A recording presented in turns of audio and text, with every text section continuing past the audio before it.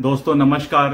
दोस्तों मैं विमल शाही आप सभी लोगों का अपने चैनल में स्वागत करता हूं और उम्मीद करता हूं कि आप लोग सब लोग स्वस्थ होंगे एवं मस्त होंगे। सभी राष्ट्रवादियों और सनातनियों से ये निवेदन रहेगा कि आप लोग मेरे चैनल को सब्सक्राइब कर लीजिए और वीडियो को लाइक एवं शेयर भी कीजिए। दोस्तों आज हम लोग बात करने वाले हैं, कुछ देश में ऐसे एलिमेंट की बात करने वाले हैं जो भारत देश से ज्यादा पॉपुलर, भारत के बाहर जो भारत के दुश्मन मुल्क है उसमें ज्यादा पॉपुलर हैं। और ऐसे लोगों को अगर हम गद्दार कहते हैं, देशद्रोही कहते हैं तो उन्हें गुस्सा भी आता है। तो दोस्तों इसमें सबसे पहला नाम मैं आपको लेना चाहूंगा नेहा सिंह राठौर का। नेहा सिंह राठौर जो है वो एक लोक गायिका है और वो हर एक चुनाव जब भी आता है तो काबा काबा करके चिल्लाने लगती है। यूपी से 2017 या 2022 से उन्होंने शुरू किया था, यूपी में काबा, यूपी में काबा, फिर दिल्ली में काबा, दिल्ली में काबा। तो उन्हें ऐसा लगता है कि इस तरह से पूछने से उसकी प्रसिद्धि बढ़ जाएगी और बढ़ी भी है। सोचिए, ये गाना गाकर, गीत गाकर वो इतनी प्रसिद्ध हो गई कि राहुल गांधी के भारत जोड़ो यात्रा में वो सम्मिलित हो गई। तो लोगों को ये लगने लगा कि ये कांग्रेस से इंस्पायर्ड है और कांग्रेस के लिए प्रचार कर रही है। बाकी भारत जोड़ो यात्रा में तो कांग्रेस के अलावा जो कांग्रेस को सपोर्ट करते हैं, जिनको कांग्रेस का आइडियोलॉजी पसंद है, वही लोग ज्वाइन किए हैं, बाकी लोगों तो ज्वाइन किए नहीं थे।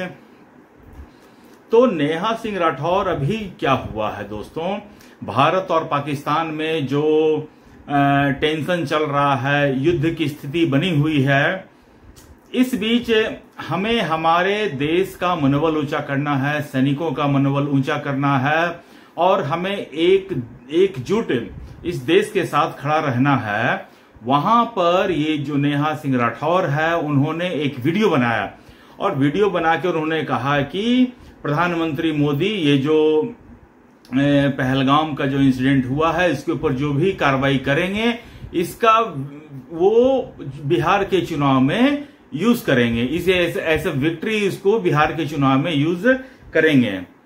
तो अब इसका ये वीडियो को पाकिस्तान में बहुत सारे लोगों ने चलाया, अपने अपने चैनल पर, न्यूज चैनल पर, मीडिया पे पाकिस्तान में चलाया गया कि देखिए वहां की जो एक फोक सिंगर है नेहा सिंह, वो ये कह रही है कि ये जो करवाए इंसिडेंट हुआ है पहलगांव का, इसका यूज मोदी जो है वो बिहार इलेक्शन में करेगा। और जब ये इस तरह की बातें होने लगी तो नेहा सिंह राठौर के ऊपर विभिन्न अदालतों में, हाई कोर्ट में, बिहार में, उत्तर प्रदेश में, दिल्ली में, अलग अलग जगहों पर देशद्रोह का मुकदमा दायर हो गया। और आपको बताने वाली बात यह है कि ये देशद्रोह का मुकदमा किसी सरकार ने नहीं किया है, इंडिविजुअल लोगों ने किया है। लेकिन नेहा सिंह राठौर अंदर से इतनी भरी बैठी हैं, वो इसे सरकार से लेके जोड़ दी कि भैया सरकार ने देशद्रोह का मुकदमा इसके ऊपर किया है। तो अब क्या हुआ, जब देशद्रोह का मुकदमा दर्ज हो गया तो एक दिन नेहा सिंह राठौर फिर वीडियो बनाने आई रोते रोते। उसमें उन्होंने कहा कि देखिए हमारे ऊपर देशद्रोह का मुकदमा दर्ज हो गया है, अब मुझे इसके लिए केस लड़ना पड़ेगा, मेरे पास पैसा नहीं है। उसने कहा मेरे पास सिर्फ 500 रुपया है, वो 500 रुपया मैं किसी ढोलक वाले को दूंगी बजाने के लिए, तबला बजाने के लिए। तो पता नहीं उन्होंने तबला बजवाया नहीं, पता नहीं, लेकिन उन्होंने देश के सभी लोगों से अपील की कि मेरा केस जो भी लड़ना चाहे वो लड़े और मैं इसके लिए फीस नहीं दे पाऊंगी। और उसके बाद अचानक कल नेहा सिंह राठौर टीवी पर, मतलब मीडिया, सोशल मीडिया पर फिर आई और देश के सबसे बड़े वकील कपिल सिब्बल का वकील, मतलब के साथ उनकी फोटो आती है। अब ये कहा जा रहा है कि हो सकता है कपिल सिब्बल उसका केस लड़े। तो दोस्तों मुझे एक बात बताइए कि कपिल सिब्बल की फीस एक हियरिंग की लाखों रुपया है, correct me if I am wrong, लेकिन जहां तक मेरी जानकारी है उनकी एक हियरिंग की लाखों रुपया है और नेहा सिंह के पास पैसा नहीं है। तो ये जो नेहा का केस लड़ा जाएगा वो कपिल सिब्बल फ्री में लड़ रहे हैं या नेहा सिंह कुछ और दे रही है कपिल सिब्बल को, मतलब कि पैसे नहीं है तो कुछ जमीन दे रही होगी, जायदाद दे रही होगी, और कुछ दे रही होगी, गहना दी होगी, सोना चांदी दी होगी, और क्या क्या हो सकता है देने के लिए, बहुत कुछ दी होगी। तो मेरा तो सबसे पहला सवाल नेहा सिंह राठौर से यह है कि आपने फीस के लिए तो आपके पास पैसा नहीं है, तो फिर आपने क्या दिया? मेरा वीडियो कृपया करके नेहा सिंह राठौर तक पहुंचा दिया जाए ताकि मुझे इसका जवाब मिल जाए। दूसरा, अब कपिल सिब्बल इस तरह के लोगों का जिसके ऊपर देशद्रोह का मुकदमा लगा है उसको डिफेंड करने के लिए न्यायालय में जाएंगे। तो इसीलिए मैंने ये कहा कि जो भी देशद्रोह है, गद्दार है, सब न्यायालयम शरणम गच्छामि, न्यायालय की शरण में चले जाते हैं। ये तो हुआ नेहा सिंह राठौर का। दूसरा जो मैं इंसिडेंट बताने जा रहा हूं वो है एक मुनीर अहमद नाम के सीआरपीएफ का जवान है, उसकी जो घटना घटी है उसके बारे में बताना चाह रहा हूं। ये जो महाशय हैं भारत में सीआरपीएफ में पोस्टेड हैं, इनको एक पाकिस्तानी लड़की से ऑनलाइन मोहब्बत हो गई, फिर इन्होंने शादी कर ली।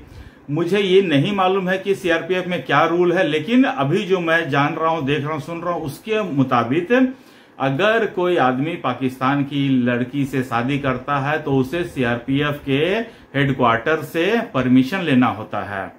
तो अब ये इस भाई साहब के ऊपर आरोप लग रहा है, मुनीर अहमद के ऊपर, कि इन्होंने बिना परमिशन के पाकिस्तानी लड़की से शादी की। ये तो हुआ एक चीज। दूसरा चीज, चलो इसमें चलो शादी तुमने कर ली, उसके बाद वो लड़की वीजा पर भारत आती है, यहां तक भी ठीक है। उसका वीजा खत्म हो गया होता है, उसके बाद भी ये आदमी की जो औरत है वो इंडिया में ही रह रही है। तो इसके ऊपर दो तरह का केस है। एक तो इसने बिना बताए पाकिस्तानी लड़की से शादी की, उसके बाद उसने वीजा खत्म होने के बाद भी ये भारत में ही रही। तो अब ये आदमी भी कह रहा है, अच्छा इस आदमी के साथ हुआ क्या है, सीआरपीएफ ने इसे नियमों का उल्लंघन पाया है और इसे नौकरी से बर्खास्त कर दिया गया है। अब ये आदमी भी कह रहा है कि हम कोर्ट जाएंगे। इससे पहले भारत सरकार ने जितने भी भारत में पाकिस्तानी रह रहे थे उनका वीजा कैंसिल किया था। तो भाई साहब ऐसा एग्जाम्पल सामने आया है कि मेरा तो दिमाग खराब हो गया। एक आदमी है, वो 17 साल से यहां रह रहा है, उसके पास आधार कार्ड भी है, वोटर आईडी कार्ड भी है, वोट भी दिया है वो भारत में आकर। मतलब भारत को इन लोगों ने धर्मशाला बना के रख दिया है। एक आदमी और है, वो पाकिस्तान से आया था, किसी पर्पज से वीजा मिला था और वो यहां आकर नौकरी करने लगा, पुलिस की नौकरी करने लगा। सोचिए इस देश का नेशनल सिक्योरिटी का क्या हालत रहा होगा कि अभी पता चल रहा है कि 8 लाख बहुएं या दामाद पाकिस्तान की हैं भारत में। अब सोचिए इतना बड़ा नेटवर्क पाकिस्तान ने तैयार कर रखा है भारत में। अब आपको क्या लगता है कि यहाँ की गोपनीय सूचनाएं, भारत की गोपनीय सूचनाएं, जगह जगह का इंफॉर्मेशन पाकिस्तान नहीं जाता होगा क्या? मुझे लगता है बिल्कुल जाता होगा। हर एक जगह की इंफॉर्मेशन, मतलब कि वहां क्या व्यवस्था है, क्या नहीं है, वहां के फोटोग्राफ्स है, उसको तो किसी एजेंट या जासूस को भेजने की भी जरूरत नहीं है। अगर 8 लाख लोग यहां हैं, रह रहे हैं इस तरह के, तो सोचिए अगर 1% भी इस तरह के लोग इन्वॉल्व रहे हैं तो उनका क्या होगा, भारत का नेशनल सिक्योरिटी का क्या होगा। इसका मतलब कि पूरा भारत वर्ष बारूद के ढेर पर है।